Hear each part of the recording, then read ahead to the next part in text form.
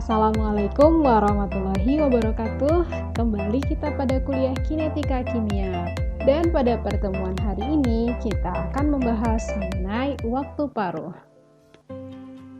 Indikasi waktu yang berguna tentang laju reaksi kimia adalah waktu paruh atau dilambangkan dengan T setengah suatu zat. Waktu paruh ini adalah waktu yang diperlukan oleh zat tersebut agar konsentrasinya menjadi separuh nilai awalnya. Nah, waktu paruh bergantung pada konsentrasi awal zat. Waktu paruh didefinisikan sebagai waktu yang dibutuhkan bila separuh konsentrasi dari suatu reaktan digunakan. Waktu paruh dapat ditentukan dengan tepat hanya jika satu jenis reaktan yang terlibat. Tetapi, jika suatu reaksi berlangsung antara jenis reaktan yang berbeda, waktu paruh harus ditentukan terhadap reaktan tertentu saja. Nah, ini adalah grafik yang menunjukkan waktu paruh dari reaksi penguraian N2O5.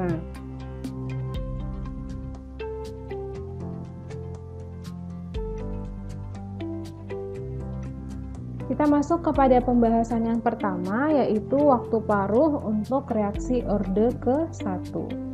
Nah, berdasarkan persamaan laju terintegrasi untuk orde 1 yang telah kita bahas pada pertemuan sebelumnya, diperoleh bahwa persamaan laju terintegrasinya adalah ln konsentrasi A sama dengan ln konsentrasi A0 dikurang K dikali T.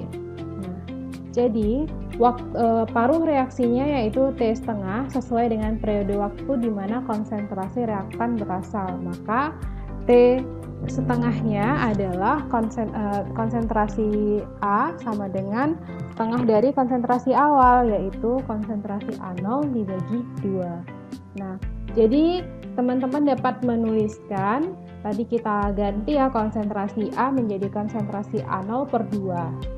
Kita masukkan kepada persamaan laju terintegrasinya sehingga diperoleh ln konsentrasi A0 per 2 sama dengan ln konsentrasi A0 dikurang K T setengah ya.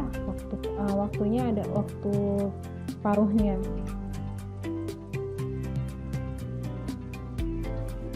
Nah, kemudian persamaan ini dapat kita atur ulang sehingga akan kita peroleh persamaan akhirnya adalah ln setengah sama dengan min K dikali T setengah ya. Jadi kita lakukan operasi matematika pada persamaan ini sehingga diperoleh ln setengah sama dengan min K dikali T setengah. Nah, kemudian persamaan ini dapat kita susun lagi atau kita tulis lagi menjadi ya ini ln setengah itu adalah ln 1 dikurang ln 2 sama dengan min K T setengah. Nah, ln 1 adalah 0 sehingga yang tersisa adalah ln 2 sama dengan min K dikali T setengah. Nah, sehingga untuk waktu paruhnya tinggal kita pindahkan K ke kiri ya. Nah, kemudian di sini dapat kita tuliskan kebalikannya, yaitu waktu paruh untuk reaksi orde pertama adalah ln 2 per K. Nah, tanda minnya ini kan sama-sama min ya, dapat dihilangkan. Nah, jadi hal yang terpenting yang perlu diperhatikan adalah waktu paruh untuk reaksi orde pertama itu bergantung kepada konstanta laju reaksi. Dengan kata lain, konsentrasi awal reaktan itu tidak memiliki pengaruh pada waktu paruh reaksi orde pertama. Nah, kemudian dari ini tadi bisa kita cari ya nilai dari ln 2-nya yaitu 0,693 per K. Jadi waktu paruh untuk reaksi orde pertama adalah 0,693 per K. Nah, berikut ini adalah grafik hubungan antara waktu dan konsentrasi. Nah, grafik waktu paruh orde pertama ini menunjukkan bahwa kemiringan terus menurun seiring berjalannya waktu hingga mencapai titik 0. Dan waktu paruh di sini konstan, artinya tidak bergantung pada konsentrasi. Misalnya dibutuhkan jumlah waktu yang sama agar konsentrasi berkurang dari satu titik ke titik lainnya. Jadi dapat kita perhatikan di sini waktu paruhnya itu konstan. Jadi bukan berarti ketika konsentrasi semakin sedikit waktu paruhnya semakin pendek, tidak. Tapi di sini berapapun konsentrasinya waktu paruhnya tetap sama. Mari kita lihat contoh soal berikut ini. Nah, jika 3 gram zat A terurai selama 36 menit, massa zat A yang tidak bereaksi ditemukan menjadi 0,35 gram. Pertanyaannya, berapakah waktu paruh dari reaksi ini jika reaksi ini mengikuti kinetika orde pertama? Nah, jadi ada suatu zat massa awalnya adalah 3 gram, kemudian terurai selama 36 menit. Kemudian setelah bereaksi selama 36 menit, ditemukan massa yang tidak bereaksi adalah 0,375 gram. Yang ditanya berapa waktu paruhnya. Nah, ada dua pendekatan untuk menyelesaikan soal ini. Pendekatan yang pertama. Nah, pendekatan ini digunakan jika seseorang dapat mengenali konsentrasi akhir dari A adalah 1/8 dari konsentrasi awal. Karenanya, 3 paruhnya adalah setengah kali setengah kali setengah telah berlalu selama reaksi ini. Sehingga waktu paruhnya adalah 36 menit per 3 sama dengan 12 menit. Nah, pendekatan ini hanya bekerja jika konsentrasi akhirnya adalah setengah pangkat N dari konsentrasi awal. Kemudian, N adalah jumlah waktu paruh yang telah berlalu. Jika tidak demikian, maka pendekatan kedua yang dapat digunakan. Nah, pendekatan yang kedua adalah menggunakan rumus yang telah kita dapatkan pada slide sebelumnya, yaitu menggunakan hukum laju terintegrasi yang terkait dengan waktu paruh. Nah, jadi dalam hukum laju terintegrasi diperoleh juga konsentrasi AT per konsentrasi A0 sama dengan E pangkat min KT. Nah, kemudian untuk mencari nilai K atau konstantanya dengan cara K sama dengan min ln konsentrasi AT per konsentrasi A0 per T. Nah, AT itu berarti konsentrasi di akhir ya, kemudian A0 adalah konsentrasi awal. Nah, di sini konsentrasinya kita dapat menggunakan massa dari zat yang bereaksi. Nah, jadi kita masukkan nilai-nilainya ke dalam rumus hingga diperoleh sama dengan min ln 0,375 gram per 3 gram dibagi waktunya yaitu 36 menit sehingga hasilnya adalah 0,0578 menit pangkat min 1. Sehingga waktu paruhnya adalah ln 2 per K. Nah, jadi kan untuk mencari waktu paruhnya itu diperlukan konstanta ya. Nah, ln 2 itu adalah 0,693 dibagi dengan konstantanya tadi yaitu 0,0578 min pangkat 1, hasilnya adalah 12 menit. Nah, jadi di sini kita bisa menyelesaikannya dengan menggunakan logika atau dengan menggunakan rumus dari waktu paruh orde pertama yang berkaitan dengan hukum laju terintegrasi. Kita lanjutkan membahas mengenai waktu paruh untuk reaksi orde kedua. Nah, Jika ada reaksi orde kedua, yaitu misalnya 2A menjadi P, kita dapat mencari waktu paruh reaksi orde kedua dengan menggunakan persamaan laju terintegrasi yang telah kita bahas pada pertemuan sebelumnya. Namun perlu diingat di sini kan ada reaksi orde 2 itu ada dua jenis, yaitu jika konsentrasi dua reaktannya sama, maka dapat kita tuliskan yaitu persamaan lajunya adalah R sama dengan K dikali konsentrasi A pangkat 2. Namun untuk bagaimana nanti jika reaksinya berbeda, yaitu maksudnya seperti ini, jika konsentrasi dari A dan B-nya itu berbeda sehingga reaksinya adalah A tambah B menjadi P gitu ya. Nah, kita akan bahas yang pertama, yaitu jenis reaksinya adalah 2A menjadi P. Nah, berdasarkan hukum laju terintegrasinya diperoleh bahwa persamaannya adalah 1 per konsentrasi AT dikurang 1 per konsentrasi A0 sama dengan KT. Di mana konsentrasi A0 adalah konsentrasi awal dan konsentrasi AT pada saat konsentrasi A sama dengan T sekian ya. Nah, maka konsentrasi dari waktu paruhnya adalah setengah dari konsentrasi awal. Sama ya seperti yang reaksi orde pertama, maka konsentrasi A pada waktu paruhnya adalah setengah dari konsentrasi awal atau A0 per 2. Maka ketika T sama dengan setengah, kita masukkan kepada rumus laju terintegrasinya persamaan yang atas ini, yaitu 1 per konsentrasi A0 per 2 dikurang konsentrasi A0. Mohon maaf, kita masukkan kepada persamaan terintegrasinya yaitu 1 per konsentrasi A0 per 2 dikurang 1 per konsentrasi A0 sama dengan K pada T waktu paruhnya.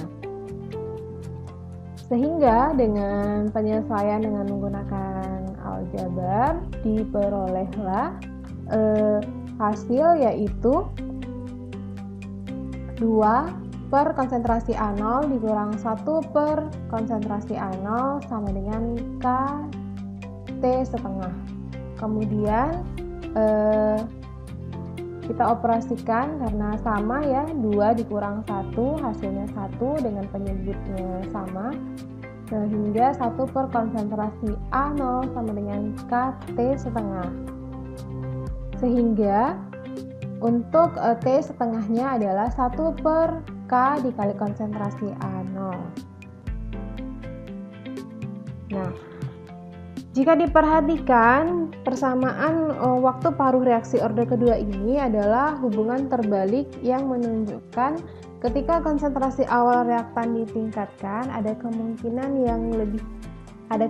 yang lebih tinggi dari dua molekul reaktan berinteraksi untuk membentuk produk. Akibatnya, reaktan akan dikonsumsi dalam waktu yang lebih singkat, yaitu reaksi yang memiliki waktu paruh yang lebih pendek. Nah, persamaan ini juga menunjukkan bahwa waktu paruh lebih lama ketika konsentrasinya rendah. Nah, jadi di sini ada pengaruh konsentrasi awal reaktan. Nah, jika konsentrasinya banyak, maka waktu paruhnya pendek. Namun, jika konsentrasi zatnya sudah semakin rendah, maka waktu paruhnya juga akan semakin lama. Ini waktu paruh jika konsentrasinya masih banyak itu singkat. Namun, semakin lama ketika konsentrasinya semakin sedikit, maka waktu paruhnya juga semakin lama.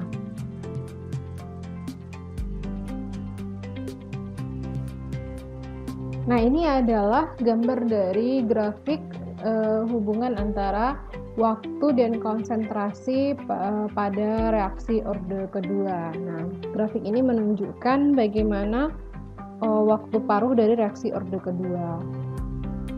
Nah, pada reaksi orde kedua ini, waktu paruh menunjukkan pola yang mirip dengan reaksi orde pertama ya, di mana semakin lama semakin menurun. Namun kemiringannya agak berbeda. Nah, di sini dapat kita lihat bahwa semakin banyak konsentrasi dari suatu reaktan, maka waktu paruhnya lebih pendek daripada waktu paruh ketika konsentrasinya sudah lebih menjadi sedikit begitu ya. Nah, jadi ada berbanding terbalik begitu dengan order reaksi yang pertama tadi yang sudah kita bahas sebelumnya. Nah, jadi reaksi orde 2 menurun pada laju yang jauh lebih cepat seperti yang ditunjukkan pada grafik. Kita juga mengetahui bahwa waktu paruh meningkat sementara konsentrasi dari reaktannya menurun. Nah, tidak seperti pada orde reaksi 1 atau 0. Nah, ini ada ringkasan dari orde reaksi kedua ya, bagaimana bentuk diferensialnya, kemudian bentuk terintegrasinya, dan waktu paruhnya. Nah, jika reaksinya itu dengan tipe 2A menjadi P, berarti ini konsentrasi dua reaktannya adalah sama, maka kita dapat tuliskan persamaan diferensialnya yaitu min delta konsentrasi A per dt sama dengan K dikali konsentrasi A pangkat 2. Kemudian bentuk terintegrasinya adalah 1 per konsentrasi T sama dengan KT ditambah 1 per A0. Kemudian waktu paruhnya adalah 1 per konstanta dikali konsentrasi A0. Nah, kemudian jika tipe yang kedua di mana konsentrasi A dan B tidak sama sehingga reaksinya dapat dituliskan yaitu A tambah B menjadi P, maka bentuk diferensialnya adalah min delta konsentrasi A per dt sama dengan K dikali A kali B. Kemudian bentuk terintegrasinya adalah 1 per konsentrasi B0 dikurang konsentrasi A0 ln konsentrasi B dikali konsentrasi A0 per konsentrasi A dikali konsentrasi B0 sama dengan KT. Nah, namun pada waktu paruhnya tidak bisa terdefinisi karena apa? Konsentrasi A dan B itu berbeda sehingga tidak bisa ditentukan. Nah, jika ingin menentukan waktu paruhnya itu hanya pada salah satu reaktan saja yang konsentrasinya itu diketahui. Nah,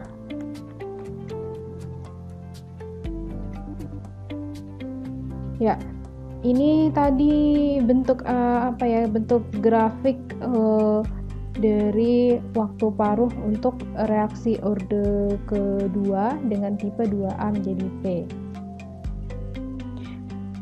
Kita lanjutkan membahas mengenai waktu paruh untuk reaksi orde 0. Ya. Seperti yang tadi sudah kita bahas bahwa waktu paruh merupakan waktu di mana konsentrasi awal dari suatu reaktan sudah berkurang setengah dari konsentrasi awalnya. Maka persamaannya adalah konsentrasi pada saat T sama dengan konsentrasi setengah dari konsentrasi awal. Nah, ini sama seperti mencari waktu paruh untuk orde 1 dan 2 tadi ya. Nah, berdasarkan persamaan laju terintegrasi bahwa pada reaksi orde 0 persamaan lajunya adalah konsentrasi A sama dengan konsentrasi A0 dikurang KT. Nah, kemudian nilai yang ini tadi kan konsentrasi A sama dengan setengah konsentrasi A0, kita masukkan ke sini, kita substitusikan sehingga persamaannya menjadi setengah dikali konsentrasi A0 sama dengan konsentrasi A0 dikurang min K T setengah. Kenapa T setengah? Karena kita di sini ingin mencari waktu paruh ya. Nah, kemudian lakukan operasi matematika di sini, di mana yang kita perlukan adalah T setengah ya, sehingga kita dapat memindahkan ini A0 di sebelah kiri menjadi setengah A0 dikurang A0, kemudian min K-nya dapat kita tuliskan di bawah ya, berarti min K. Nah, kemudian selanjutnya diperoleh waktu paruh itu untuk reaksi ordinal adalah A0 per 2K. Nah, coba kita lihat grafiknya di sini, bahwa di sini menunjukkan laju reaksi tidak bergantung pada konsentrasi reaktan. Dengan kata lain, menjenuhkan jumlah substrat atau reaktan tidak akan mempercepat laju reaksi. Nah, di bawah ini merupakan grafik waktu T dengan konsentrasi pada reaksi ordinal.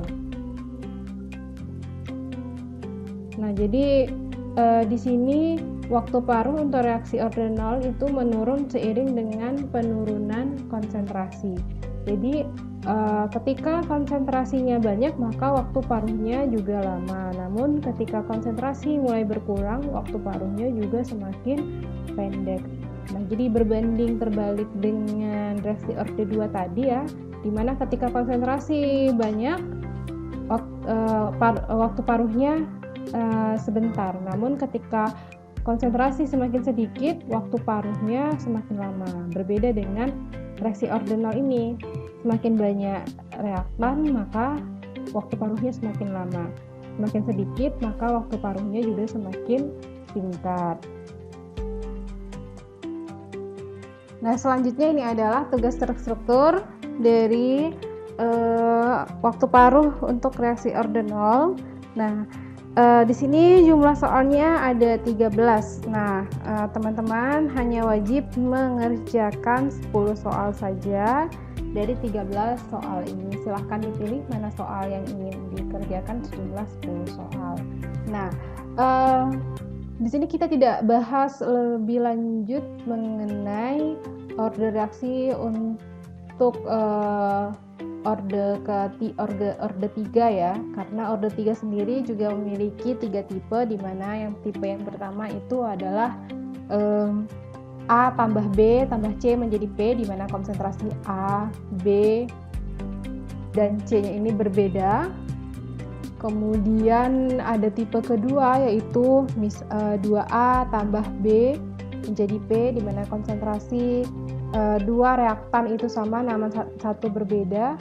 Dan ada tipe ketiga di mana ketiga reaktan mempunyai konsentrasi yang sama. Nah, mungkin itu bisa menjadi bahan bagi teman-teman untuk mengeksplorasi lebih jauh mengenai waktu paruh dari beberapa orde reaksi ini. Nah, demikian penjelasan saya mengenai waktu paruh. Semoga bermanfaat. Maka selanjutnya kita akan membahas mengenai pengaruh temperatur terhadap laju reaksi. Terima kasih atas perhatiannya. Assalamualaikum warahmatullahi wabarakatuh.